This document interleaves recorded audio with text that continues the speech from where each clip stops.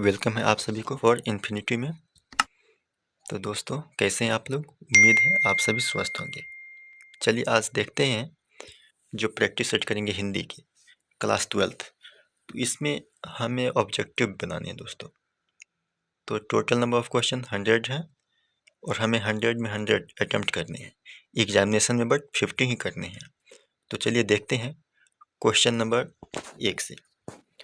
तो जो वस्तुनिष्ठ प्रश्न है उनमें से हमें कितने के आंसर देने हैं? 50। तो देखिए इसमें क्या कह रहा है, प्रश्न 1 से 100 तक के प्रत्येक प्रश्न के साथ 4 विकल्प दिए गए हैं जिनमें से कोई एक सही है। इन 100 प्रश्नों में से किन्हीं 50 प्रश्नों के अपने चुने गए सही विकल्प को OMR शीट पर चिन्हित करें। यहाँ पे आप लोगों के लिए OMR की जगह पे कमेंट सेक्शन में दोस्तों आप लोग सभी फटाफट कमेंट सेक्शन में आप लोग जवाब देते चलिएगा। चलिए तो क्वेश्चन नंबर 1 क्या कहता है? क्वेश्चन नंबर 1, रक्षक शब्द में प्रत्यय है। रक्षक शब्द में प्रत्यय है। रक्षक शब्द में जो प्रत्यय है वह कौन सी है? अक। Option number C. क्या है दोस्तों? ऑप्शन नंबर सी बिल्कुल राइट है। चलिए क्वेश्चन नंबर 2 देखते हैं। परलोक शब्द के में उपसर्ग है। परलोक शब्द में उपसर्ग है। तो परलोक शब्द में जो उपसर्ग है वो क्या है? पर।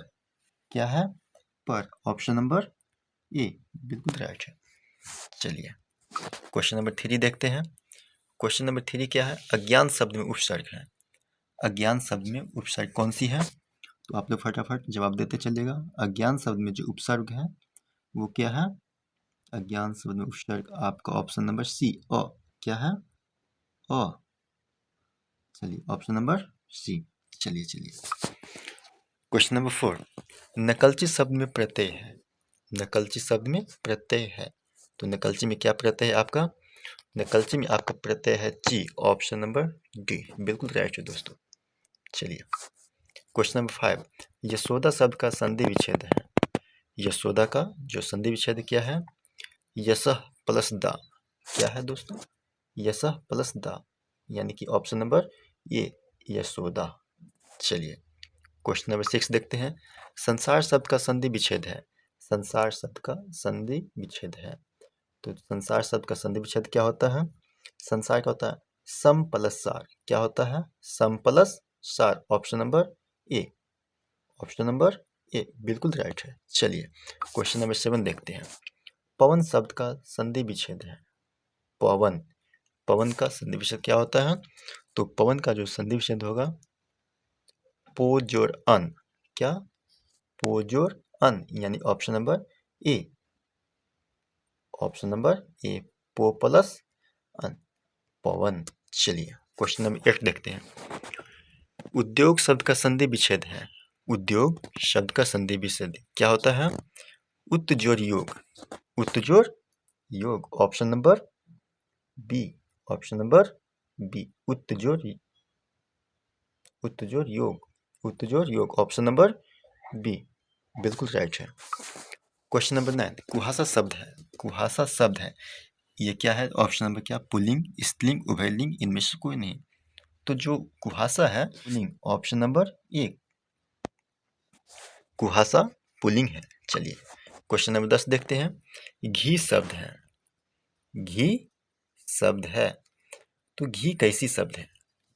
जो घी शब्द है घी कैसी है बताइएगा, आप लोग जवाब दे दीजिएगा। घी कैसी है? घी है पुल्लिंग। घी पुल्लिंग। Option number B. चलिए लीड बेटर की नज़र में जे कृष्णमूर्ति क्या थे? जो लीड बेटर के नज़र में उस कहानी में थे ये जे कृष्णमूर्ति क्या थे? जे कृष्णमूर्ति का पूरा नाम जानते हैं? ये क्या थे? जिद्दू कृष्णमूर्ति। क्या? जिद्दू कृष्णमूर्ति। तो ये क्या थे उनके नज़र में? ये उनके नज़र में थे विश्व शिक्षक। क्या थे? विश्व शिक्षक। चलिए क्वेश्चन नंबर 12 देखते हैं। उदय प्रकाश का जन्म कब हुआ था? तो उदय प्रकाश का जन्म 1952 थे। 1 जनवरी 1952 और उनका जन्म कहाँ हुआ था? मध्य प्रदेश में, MP में। चलिए क्वेश्चन नंबर 13 देखते हैं। तिरछी किस प्रकार की रचना है? तिरछी किस प्रकार रचना है? तो यह जो है आधुनिक त्रासदी है। क्या है? आधुनिक त्रासदी, ऑप्शन नंबर ए। चलिए, मोहन राकेश के बचपन का क्या नाम था? मोहन राकेश का बचपन का नाम क्या था? इनका जो बचपन का नाम था Madan Mohan Guglani. Madan Mohan Guglani, option number A बिल्कुल राइट है। चलिए, क्वेश्चन 15, कवि रघुवीर सहाय के पिता का क्या नाम था? कवि रघुवीर सहाय जो थे उनके पिताजी का क्या नाम था? उनके पिताजी का नाम क्या था? हरदेव सहाय, ऑप्शन ए। क्या था? हरदेव सहाय, ऑप्शन नंबर ए बिल्कुल राइट है। चलिए, क्वेश्चन नंबर 16 देखिए, प्रकृति वर्णन से संबंधित कविता है। जो प्रकृति वर्णन से संबंधित कविता कौन सी है? यह जो कविता है उषा, उषा, ऑप्शन नंबर सी। चलिए, क्वेश्चन 17 देखिए, कवियों का कवि, कवियों का कवि किस कवि को कहा जाता है? शमशेर बहादुर, ऑप्शन नंबर ए। चलिए, क्वेश्चन नंबर 18 देखिए, भूषण की कविता में कौन रस पाया जाता है? भूषण की कविता में वीर रस, ऑप्शन नंबर सी। चलिए, क्वेश्चन नंबर 19 देखिए, जहाँ भय है वहाँ मेधा नहीं हो सकती, किस प्रसिद्ध पाठ की उक्ति है? यह जो है शिक्षा, शिक्षा, जहाँ भय है वहाँ मेधा नहीं हो सकती, यह किसकी है? शिक्षा की है। चलिए, क्वेश्चन नंबर 20 देखिए, जे कृष्णमूर्ति का पूरा नाम क्या है? तो मैं पहले ही आपको बता चुका हूँ, जे कृष्णमूर्ति का पूरा नाम, जे कृष्णमूर्ति का पूरा नाम क्या था? जिद्दू कृष्णमूर्ति। क्या था? जिद्दू कृष्णमूर्ति। ये option number B, option number B. इनका जो जन्म हुआ था 12 मई 1895 को, और इनकी मृत्यु 17 फरवरी 1986 को इनकी मृत्यु हुई थी। चलिए, ये बहुत इंपॉर्टेंट क्वेश्चन है। गोद में सोने वाला कहलाता है, गोद में सोने वाला क्या कहलाता है? गोद में सोने वाला अंकस्त, अंकस्त कहलाता है, ऑप्शन नंबर डी बिल्कुल राइट है। गुरु के समीप रहने वाला विद्यार्थी कहलाता है, क्वेश्चन नंबर 22, गुरु के समीप रहने वाला विद्यार्थी क्या कहलाता है?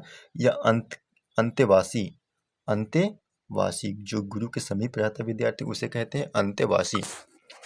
चलिए, क्वेश्चन नंबर 23 देखिए, जिसका खंडन न किया जा सके, जिसका खंडन न किया जा सके उसे क्या कहते हैं? अखंडनीय, उसे क्या कहते हैं? अखंडनीय। चलिए, क्वेश्चन नंबर 24, जिसका जन्म पहले हुआ हो बड़ा भाई वह क्या कहलाता है? बड़ा भाई क्या कहलाता है? अग्रज। क्या कहलाता है? अग्रज, ऑप्शन नंबर सी बिल्कुल राइट है। चलिए, क्वेश्चन नंबर 25 देखते हैं, जिसके बिना काम न चल सके के लिए एक शब्द है।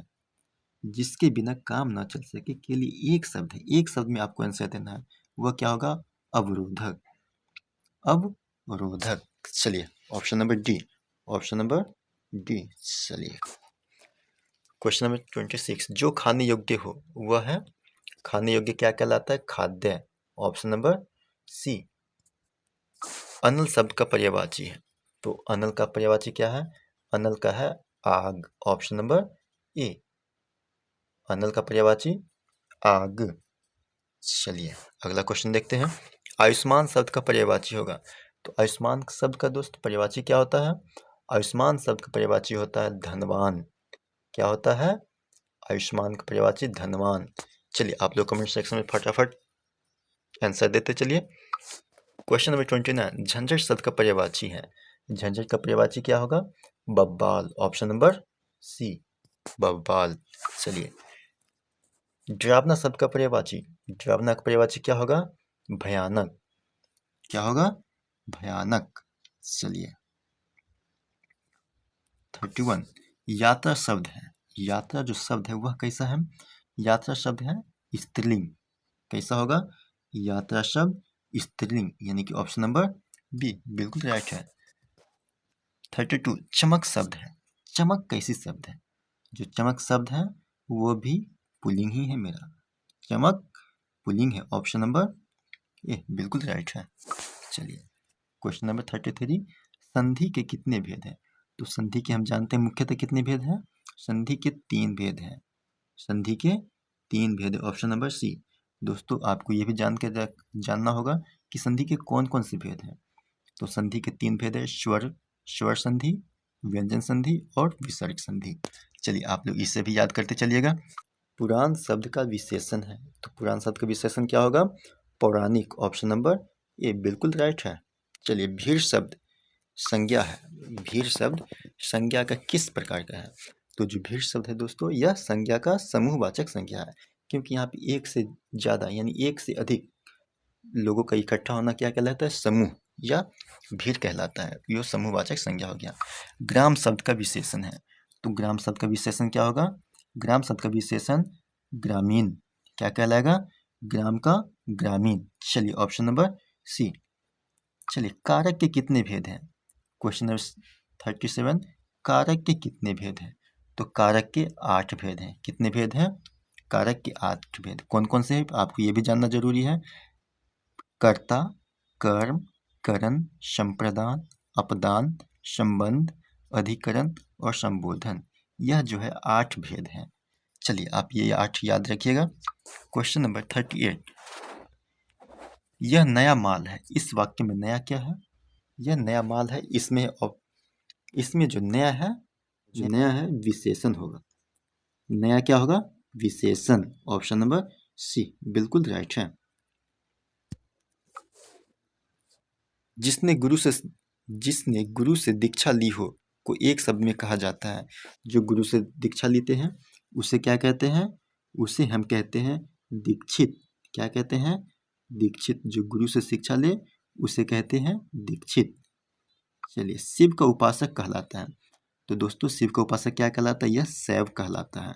ऑप्शन नंबर बी बिल्कुल राइट है। आप लोग फटाफट इसी तरह कमेंट बॉक्स में जवाब देते रहिए।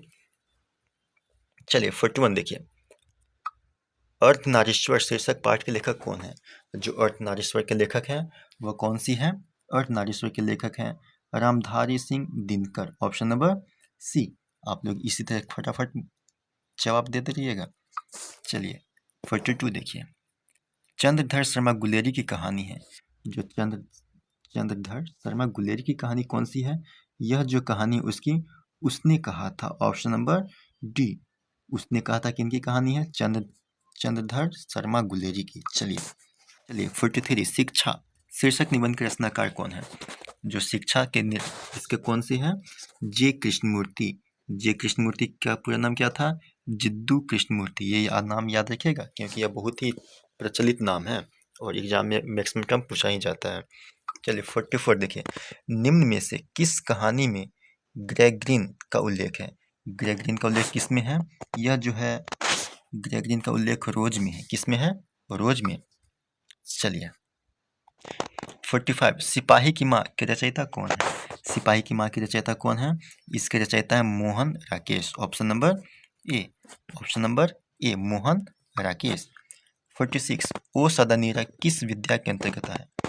ओ सदा नीरा कैसा है दोस्तों? यह जो है निबंध है। ओ सदा नीरा क्या है? निबंध। ऑप्शन नंबर बी बिल्कुल राइट है।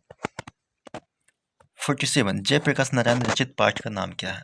इनका जो रचित नाम है वह संपूर्ण क्रांति। संपूर्ण क्रांति, जयप्रकाश नारायण।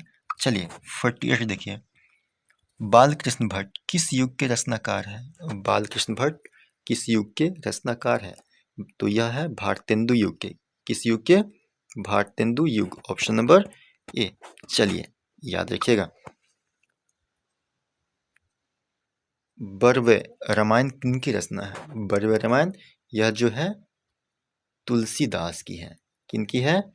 तुलसीदास। ऑप्शन नंबर सी बिल्कुल राइट है। बीजक के रचयिता कौन है? बीजक के रचयिता कबीर दास हैं दोस्तों। बीजक के रचयिता कौन है? कबीर दास। चलिए 51 देखिए, सूरदास किस भाषा के कवि हैं? सूरदास किस भाषा के कवि थे? तो सूरदास जो थे ब्रज भाषा के कवि थे। सूरदास ब्रज भाषा। Option number B. 52, दलित साहित्य का सौंदर्य शास्त्र नामक आलोचना पुस्तक किससे लिखी है? पुस्तक किससे लिखी है? तो यह जो पुस्तक लिखी गई है यह किसके लिए लिखी गई है? ओम प्रकाश वाल्मीकि। ओम प्रकाश वाल्मीकि। ऑप्शन नंबर ए ओम प्रकाश वाल्मीकि सही आंसर है आपका। चलिए 53, ओ सदा नीरा शीर्षक निबंध में वर्णित मन कैसे ताल है? तो इसमें जो है मन गहरे और विशाल, गहरे और विशाल। ऑप्शन नंबर डी बिल्कुल राइट है। 54 किसकी विजय हुई सेना के नागरिकों की पंक्ति किस पाठ से ली गई है?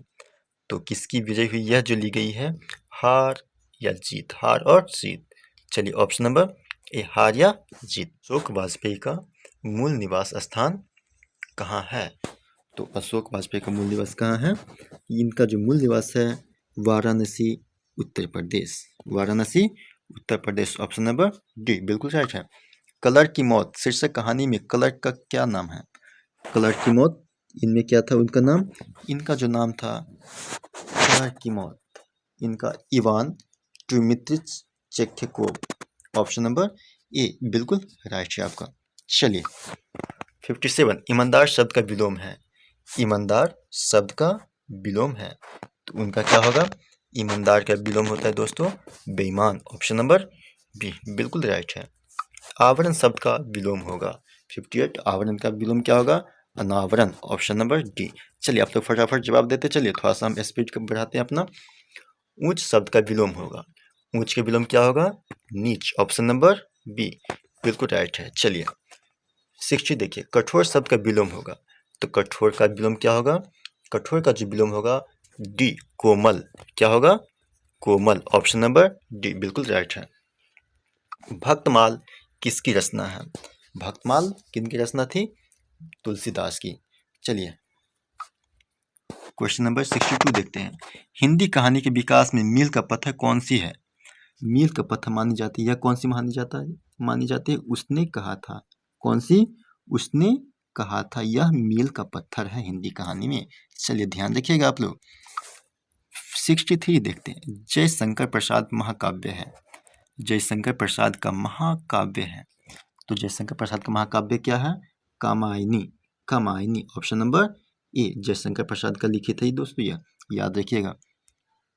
क्वेश्चन नंबर 64 देखते हैं। पुत्र वियोग शीर्षक कविता की कवित्री कौन है? पुत्र वियोग शीर्षक कविता की कवित्री कौन है? इनकी जो है सुभद्रा कुमारी चौहान, सुभद्रा कुमारी चौहान। तो सुभद्रा कुमारी चौहान। चलिए आगे देखते हैं। 65 मालती किस कहानी की पात्र है? मालती किस कहानी की पात्रा है?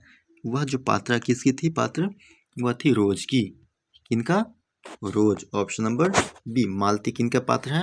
रोज का। ये आप लोग ध्यान रखिए, कहानी आप लोग याद रखिए, कहानी याद है तो आपका 90% आंसर आपका सही नहीं होगा। 66 क्या है? ज्ञानेंद्रपति की कविता कौन है? ज्ञानेंद्रपति की कविता कौन है? तो ज्ञानेंद्रपति का जो कविता है गांव का घर, गांव का घर। ऑप्शन नंबर ए बिल्कुल राइट है। चलिए 67 देखते हैं। हिंदी साहित्य का सूर्य किसे कहा जाता है? हिंदी साहित्य का सूर्य सूरदास को कहा जाता है। किन्हें कहा जाता है? सूरदास। चलिए नाभादास का काव्य रचना क्षेत्र था, जो नाभादास का जो काव्य रचना था वह हरिद्वार में था। ऑप्शन नंबर ए बिल्कुल राइट है। अब देखिए 69 सुभद्रा कुमारी चौहान का जन्म कब हुआ था? तो सुभद्रा कुमारी चौहान का जन्म 1904 में हुआ था। कब? 1904। यह जो था 16 अगस्त 1904 में हुआ था इलाहाबाद में, यह इलाहाबाद के रहने वाली थी। चलिए 70 देखिए मुक्ति बोध का जन्म स्थल कहाँ है? मुक्ति बोध का जन्म स्थल यह जो है वाराणसी। मुक्ति बोध कहाँ होता है? Varanasi. C. Option number C. आस्तीन का सांप होना मुहावरे का अर्थ है। आस्तीन का सांप होना मुहावरे का अर्थ क्या होता है? घर में छिपा शत्रु। Option number D. दोस्तों आस्तीन सांप का कहने का अर्थ क्या होता है? जो घर में छिपा हुआ शत्रु होता है, घर के जो ही आदमी होते हैं जो आपके साथ धोखाधड़ी करते हैं या आपके राज किसी और को बताते हैं, उसे हम आस्तीन के सांप कह सकते हैं। चलिए हाथ का मैल होना मुहावरे का अर्थ क्या होगा? हाथ का मैल होना यह कैसा होगा दोस्तों? मुहावरे का अर्थ तुच्छ होना, बहुत ही कम, तुच्छ माना जाता है वो। चलिए माथा ठनकना मुहावरे का अर्थ क्या होगा? 73 माथा ठनकना इसका क्या होगा? इसका जो हो जाएगा आपका आशंका होना। माथा ठनकना आशंका होना, एक जो होता है वह क्या होता है? माथा ठनकता है। चलिए 74 देखिए तूती बोलना मुहावरे का अर्थ क्या होगा? तूती बोलना मुहावरे का जो अर्थ होगा आपका तूती बोलना। चलिए तूती बोलना मुहावरे का अर्थ क्या होगा? धाक जमाना। धाक जमाना। चलिए बिल्कुल राइट है आपका। चलिए आगे देखते हैं। धाक जमाना, ऑप्शन नंबर बी बिल्कुल राइट है। चलिए 83, सपरिवार शब्द में उपसर्ग है, तो सपरिवार में कौन सा उपसर्ग है आपका?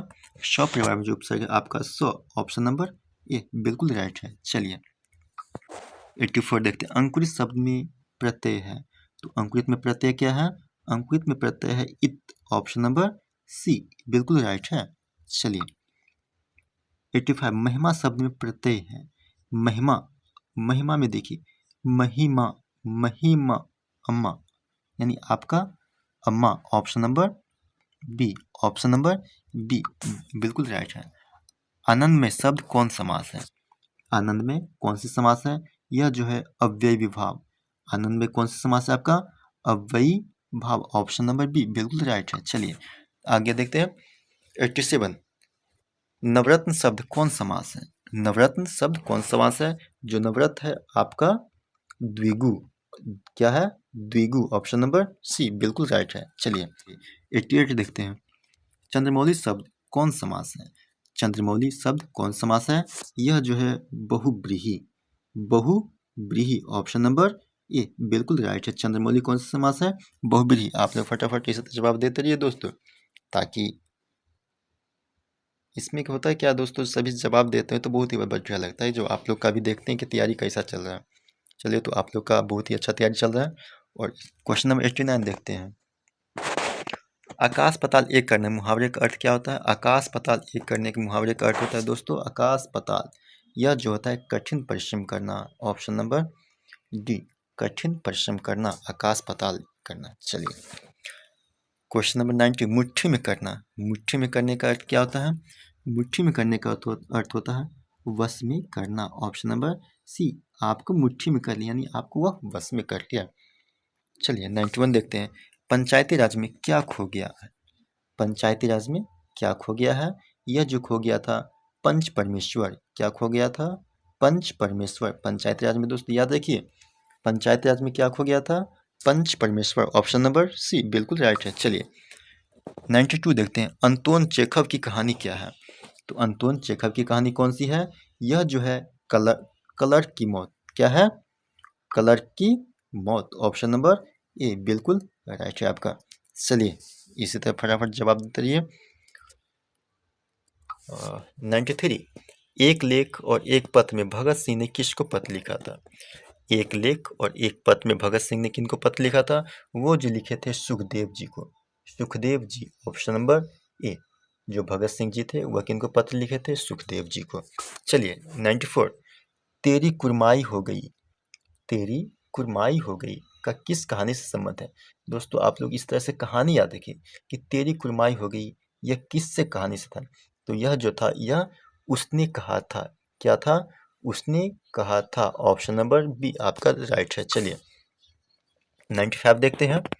ज्ञानेंद्र पति किस प्रशासनिक पद पर थे? तो ज्ञानेंद्र प्रशासनिक किस पद पर थे दोस्तों? तो यह जो थे पुलिस अधिकारी थे, क्या थे? ज्ञानेंद्र पति क्या थे? पुलिस अधिकारी, ऑप्शन नंबर बी बिल्कुल राइट है। चलिए आगे देखते हैं। कृष्ण शब्द का विलोम है शुक्ल, जो शुक्ल पक्ष आता है दोस्तों वही होता है शुक्ल। चलिए देखते हैं 97, संतृति शब्द का विलोम है, संतृति शब्द का विलोम है, तो संतृति शब्द का विलोम क्या होता है? संतृति शब्द का विलोम होता है निंदा करना, ऑप्शन नंबर ए बिल्कुल राइट है। चलिए 98 देखते हैं। संध्या शब्द का विलोम है, संध्या शब्द का विलोम है, तो संध्या का विलोम क्या होता है? प्रातः, संध्या मतलब शाम और प्रातः मतलब मॉर्निंग, सुबह। चलिए आपका बिल्कुल राइट है, इसी तरह जवाब देते रहिए। चलिए 99 देखते हैं। दूषित शब्द का विलोम है, दूषित शब्द का विलोम है, तो दूषित शब्द का विलोम क्या होगा? दूषित का होगा स्वच्छ, दूषित मतलब गंदगी, तो उसको हम स्वच्छ कहेंगे, उसका विलोम क्या होगा? दूषित का विलोम स्वच्छ, ऑप्शन नंबर सी बिल्कुल राइट है। चलिए दोस्तों अगर आपको यह वीडियो पसंद आ रहा हो तो इस वीडियो को लाइक करें, सब्सक्राइब करें और अपने दोस्तों को भी शेयर करें, ताकि आपके दोस्त का भी आपके साथ साथ उनका भी तैयारी हो जाए। चलिए अब अंतिम क्वेश्चन देखते हैं। अंतिम क्वेश्चन क्या है दोस्तों? अंतिम क्वेश्चन जो है आपके सामने ये रहा। शेष शब्द का विलोम है। चलिए, तो यह आपके लिए शेष ही बचा, आखिरी क्वेश्चन है। तो शेष शब्द का विलोम है, तो शेष का विलोम क्या होता है दोस्तों? अवशेष। क्या होता है शेष का विलोम? अवशेष। ऑप्शन नंबर बी बिल्कुल राइट है। चलिए, आप लोग इस तरह पढ़ते रहिए और इस वीडियो को भी लाइक करिए दोस्तों। Thank you.